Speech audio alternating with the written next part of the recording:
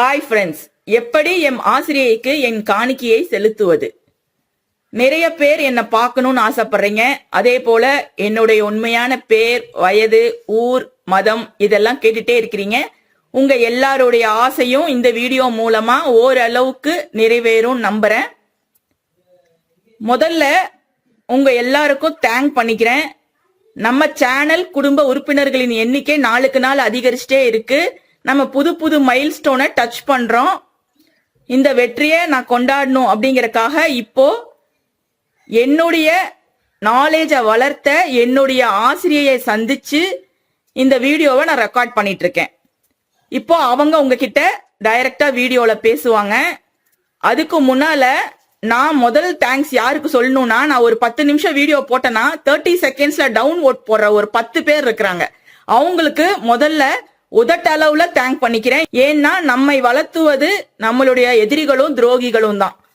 அடுத்ததா என்னுடைய சேனல் குடும்ப உறுப்பினர்களான லட்சக்கணக்கான மெம்பர்ஸ்க்கு என்னுடைய இதயத்தின் ஆழத்திலிருந்து நான் தேங்க் பண்ணிக்கிறேன். Thank you so much for all of you. உங்களுடைய சப்போர்ட் இல்லைன்னா இந்த சேனல் இவ்வளோ ஷார்ட் டைம்ல இவ்வளோ பெரிய growth கண்டிப்பா வளர்ந்திருக்காது. தொடர்ந்து நான் பயனுள்ள வீடியோக்களை தர்றேன் அப்படின்னா அதுக்கு காரணம் உங்களுடைய ஊக்கம் தான், உங்களுடைய ஒத்துழைப்பு தான். இப்போ நான் என்னுடைய பேரும் என்னுடைய சின்ன பயோவும் சொல்லிட்டு அதுக்கப்புறமா நான் வீடியோவை எங்க மேடம் கிட்ட திருப்புறேன். என்னுடைய பேர் சுஹைனா மஜ்ஹர். என்னுடைய மதம் இறைவனின் இயற்கை மதம். எனக்கு மதம் முக்கியம், ஆனா அது என்னுடைய அந்தரங்கமான விஷயம். பட் பப்ளிக்ல நான் மனிதத்துக்கு தான் முக்கியத்துவம் கொடுப்பேன். என்னுடைய மதம் அப்படிங்கிறது என்னுடைய தனிப்பட்ட விஷயம் சார்ந்தது. அதனால துருவி அதை பத்தி கமெண்ட்ல கேட்கறத நான் விரும்பல. என்னுடைய சேஃப்டிக்காக கூட சொல்லலாம். அடுத்தது பாத்தீங்கன்னா என்னுடைய வயசு I am 41 completed recently. அதுக்கு அடுத்தது ஊர் ஈரோடு. என்ன நீங்க பார்க்கலாம். நான் ஒரு வீடியோவோட லிங்க் தரேன் கடைசியில. அதுல நான் 2013ல எங்க ஸ்கூல் அலுமினி மீட்ல நான் ஸ்டேஜ்ல பேசினது ரெக்கார்ட் ஆயிருக்கு. அந்த வீடியோவை நீங்க பார்க்கலாம். அந்த லிங்க் நான் கீழே கொடுத்துருக்கேன். கடைசியா என்ன பத்தி ஒரு விஷயம் நான் சொல்றேன். நான் 6th ஸ்டாண்டர்ட் படிக்கும் போது என்னுடைய 12வது வயசுல ஏஜ் அட்டன் பண்ணன எங்க அப்பா என்ன ஸ்கூலை விட்டு நிறுத்திட்டாங்க. கிட்டத்தட்ட 2 மாசம் நான் ஸ்கூலுக்கே போகல. ரொம்ப பிடிவாதமா ஸ்கூலுக்கு போகணும்னு ஆசைப்பட்டப்போ டிசி வாங்க போன அப்பாவை பிரெயின் வாஷ் பண்ணி மனசை மாத்தி திரும்பவும் என்ன ஸ்கூலுக்கு அனுப்ப வச்சது எங்க ஃபெல்ஷா ஜோசப் மேடம் தான். மை காட் மதர்னு சொல்லலாம். Very very beloved person. எனக்கு என்னுடைய பெற்றோருக்கு அடுத்தபடியா நான் ரொம்பவே அன்பு வச்சிருக்க கூடிய ஒரு ஆசிரியை அப்படின்னா அவங்க தான். நான் பிஎட் படிச்சது கூட அவங்க மேல இருக்கிற அன்புனால தான் படிச்சேன்னு சொல்லலாம். ஏன்னா நான் எம்ப்ளாய்மெண்ட்லயும் போகல, இது வரைக்கும் வேலைக்கும் போகல. அதுக்கப்புறம் பாத்தீங்கன்னா 8th ஸ்டாண்டர்ட் வரைக்கும் படிக்கிறதுக்கு எங்க அப்பா அனுமதி கொடுத்தாங்க. அப்பா சொன்ன கண்டிஷன்லாம் மேடம் ஏத்துக்கிட்டு என்ன ஸ்கூலுக்கு அனுப்ப வச்சாங்க. 8th முடிச்சதுக்கு அப்புறம் திரும்பவும் போராடின. திரும்பவும் அப்பா என்னைய 10th வரைக்கும் படிக்கிறதுக்கு பர்மிஷன் கொடுத்தாங்க. அதுக்கப்புறம் அப்பா ஸ்கூலுக்கு என்ன அனுப்பவே கிடையாது. நானும் ஸ்கூலுக்கு போகணும்னு கேட்கல, ஏன்னா அனுப்ப மாட்டாங்கன்னு கன்ஃபார்மா தெரிஞ்சதுனால. ஆனாலும் +1 படிக்காம டைரக்டா +2 புக்ஸ் வாங்கி வீட்லயே படிச்சிட்டு இருந்தேன். எக்ஸாம் எழுதுனேன் நானா போய். எக்ஸாம் ரிசல்ட் அன்னைக்கு எனக்கு மேரேஜ். +2, அதாவது என்னோட குவாலிஃபிகேஷன் 10th தான் முடிச்சிருந்தேன். ஏன் இதை சொல்றேன்னா ஒரு இன்ஸ்பிரேஷனுக்காக. இன்னைக்கு நான் 10th தான் படிச்சிருக்கேன், எனக்கு ஒண்ணுமே தெரியாது அப்படின்னு நிறைய பேர் சொல்றீங்க. ஆனா 10th படிச்சாலும் உங்களுடைய அறிவை டெவலப் பண்றதுக்கு காலமோ சூழ்நிலையோ எதுவுமே பெருசு கிடையாது. டெவலப் பண்ணணும்னு நினைச்சா கண்டிப்பா உங்களால டெவலப் பண்ண முடியும். அதுக்கப்புறம் 3 இயர்ஸ் கழிச்சுதான் நான் என்னுடைய ஹஸ்பண்டுடைய சப்போர்ட்ல நான் எஜுகேஷனை கண்டினியூ பண்ணேன். எனக்கு கிடைச்சது ஒரு அற்புதமான கணவரும் ஒரு அருமையான குடும்பமும். சோ அவங்க சப்போர்ட்ல தான் நான் BA English literature, MA English literature, MCom, B.Ed எல்லாமே முடிச்சது. ஒவ்வொரு டிகிரி படிச்சப்பவும் நான் எங்களுடைய மேடம் போய் நேர்ல பார்த்து சொல்லிட்டு வருவேன். அதாவது என் வாழ்க்கையில ஒவ்வொரு மைல்ஸ்டோன் அச்சீவ் பண்றப்பவும் இவங்களை பார்த்து தேங்க் பண்றத நான் பழக்கமா வச்சிருக்கேன். இவங்களுக்கு ஏஜ் அபோவ் 75 இருக்கும். இப்போ அவங்க ரிட்டையர் ஆயிட்டாங்க. அவங்க பொண்ணும் மருமகளும் ஹாஸ்பிட்டல் நடத்திட்டு இருக்காங்க. அவங்க டாக்டர்ஸ். அந்த ஹாஸ்பிட்டலை இப்போ நிர்வாகம் பண்ணிட்டு இருக்காங்க. அவங்க பேரு மிஸ்ஸஸ் ஃபெல்ஷா ஜோசப். ஈரோடு கலைமகள் கல்வி நிலையத்துல முன்னாள் பிரின்சிபாலா இருந்தவங்க. 2 வருஷத்துக்கு முன்னால நான் நூல் எழுதி வெளியீட்டு விழா நடத்தினப்போ இவங்க தான் அந்த நூலை வெளியிட்டாங்க எங்க மேடம். அதுக்கு நான் அவங்கள ஹானர் பண்ணணும் அப்படின்னு சொல்லி கூப்பிட்டு இருந்தேன். வந்திருந்தாங்க. இப்போ அவங்க கிட்ட கேமராவை திருப்புறேன். அவங்க என்ன பத்தி சில வார்த்தைகள் உங்ககிட்ட பேசுவாங்க. ஒரு சந்தோஷமான நேரத்துல ஒரு வெற்றியை கொண்டாடுறோம். மேம், என்னுடைய வளர்ச்சிக்கு காரணம் முழுக்க முழுக்க நீங்க தான் அப்படிங்கறதுல நான் ரொம்பவே சந்தோஷப்படுறேன். சோ என்னை பத்தி ஒரு சில வார்த்தைகளும் நம்ம ஸ்கூலை பத்தி ஒரு சில வார்த்தைகளும் சொல்லுமாறு கேட்டுக்கொள்கிறேன். கேட்டுக்கொண்டிருக்கிற அனைவருக்கும் நன்றி. சுகைனா கலைமகள் கல்வி நிலையத்தில் எங்கிட்ட மாணவியாக இருந்தார். கலைமகள் கல்வி நிலையம் ஈரோட்டில் ஒரு பெயர் பெற்ற ஸ்கூல்.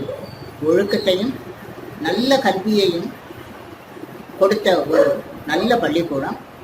அங்கே மெட்ரிகுலேஷனில் நான் பிரின்சிபலாக இருக்கும்போது அங்கே மாணவியாக வந்த சுகைனா எல்லா வகையிலும் சிறந்த ஒரு மாணவியாக விளங்கினார். ஒழுக்கத்தில் மட்டுமல்ல, படிப்பிலும் அறிவிலும் அனைவரிடமும் அன்புடனும் மரியாதையுடனும் பழகுவதிலும் அவள் ஒரு சிறந்த எடுத்துக்காட்டாக இருந்தாள். சிறப்பாக ஆங்கிலத்தில் அவளுடைய திறமை மிகவும் அற்புதமாக இருந்தது. எனவே அவளை அந்த ஆங்கில மொழியில் வளர்ச்சி அடைவதற்கு எங்களால் கூடுமான மட்டும் அவளை என்கரேஜ் பண்ணோம். என்ன செய்தாள் என்றால், சில போயம்ஸ் ஆங்கிலத்தில் எழுதி கொண்டு வந்து காட்டினால் அதை ஒரு புத்தகமாக போட்டு பள்ளிக்கூடத்தில் ஒரு விழா வைத்து அதில் அந்த புத்தகத்தை வெளியிட்டோம்.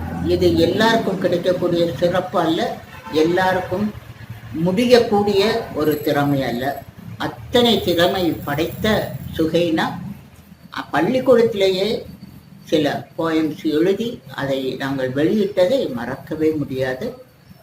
இன்றும் அதில் ஒரு காப்பி என்னிடம் இருக்கிறது.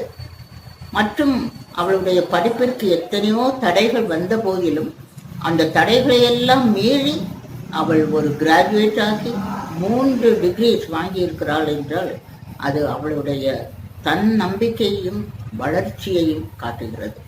இதுவும் எல்லாராலும் முடியாது. சிறப்பாக அவள் 11th 12th படிக்க வராமல் இருந்தபோது யாருக்கும் செய்யாத ஒன்றை நாங்கள் செய்தோம். அவளுடைய வீட்டிற்கு நேரே சென்று அவளுடைய தகப்பனாரிடத்திலே அவளை பள்ளிக்கூடத்திற்கு அனுப்புமாறு கேட்டோம். என்றாலும் அவர்களுடைய வழக்கப்படி அனுப்ப முடியாது என்று சொன்னார். அத்துடன் அவள் படிப்பு முடிந்து விட்டதே என்று வருத்தத்தோடு இருந்தோம். ஆனால் ஒரு சில வருடங்களிலேயே அவள் தன்னை ஒரு கிராஜுவேட்டாக வந்து இன்ட்ரடியூஸ் பண்ணி கொண்ட போது மிகவும் மகிழ்ச்சியாக இருந்தது. இதன் மூலமாக இதை கேட்டுக்கொண்டிருக்கிறவர்கள் மாணவர்கள் அறிந்து கொள்ள வேண்டியது என்னவென்றால், தன்னம்பிக்கையும் முயற்சியும் இருக்குமே. ஆனால் எல்லாராலையும் முன்வர முடியும், எல்லாராலையும் கிராஜுவேட் ஆக முடியும், எல்லாராலையும் மொழி அறிவை வளர்த்து கொள்ள முடியும். எந்த மொழியானாலும் சரி, மொழி அறிவை வளர்த்து கொள்ள முடியும்.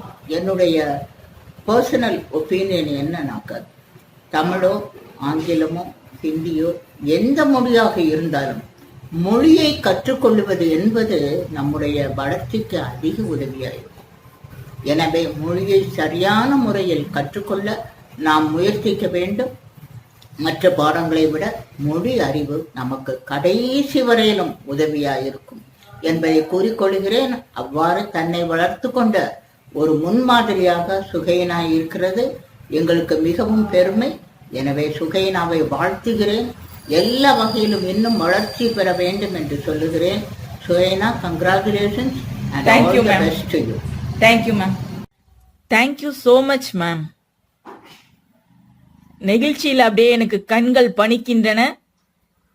என்னன்னு சொல்ல முடியாத ஒரு உணர்வு, ஒரு சந்தோஷம், ஒரு அமைதி, ஒரு மன நிறைவு, இது எல்லாம் சாத்தியமாயிருக்கு இன்னைக்கு.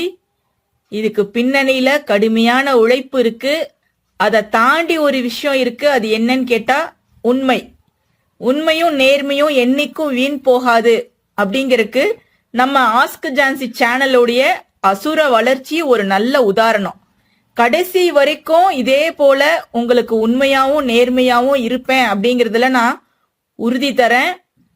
கண்டிப்பா இங்க நம்பகமான தகவல்கள் மட்டும்தான் நான் பகிர்வேன். சில ஹைப்போதெட்டிக்கல் கொஸ்டின்ஸ்லாம் என்னால ஆன்சர் பண்ண முடியாது. அதுக்கு காரணம் என்னன்னா, அதுக்கு ஆன்சரே இருக்காது. அதனால முடிஞ்ச வரைக்கும் என்னுடைய கிரியேட்டிவிட்டியை ஊக்குவிக்கிற மாதிரியான கேள்விகள் கேளுங்க. ஆல்ரெடி நான் சொன்ன மாதிரி ஒரு சின்ன வட்டத்துக்குள்ள கொஸ்டின்ஸ் கொண்டு போறதுல எனக்கு உடன்பாடு இல்லை. அதாவது நான் ஒரு பியூட்டிஷியனோ ஒரு டெய்லரோ ஒரு டீச்சரோ இல்ல, நான் ஒரு இல்லத்தரசி, ஒரு இனிய இல்லத்தரசி. பட் எனக்கு தெரிஞ்சதை இங்க உங்களுக்கு சொல்லிட்டு இருக்கேன். ஸோ எல்லா ஸ்பியர்ல இருந்தும் உங்க கொஸ்டின்ஸ்னால தான் இன்னைக்கு நான் இந்த சேனலை நல்லா வளர்க்க முடிஞ்சுது. சில நேரத்துல என்னால கமெண்ட்டுக்கு ஆன்சர் பண்ண முடியாம போகும், பல நேரத்துல ஆன்சர் பண்ணியிருக்கேன். காரணம் என்னன்னா, ஒரு நாளைக்கு 3000 to 4000 கமெண்ட்ஸ் வருது.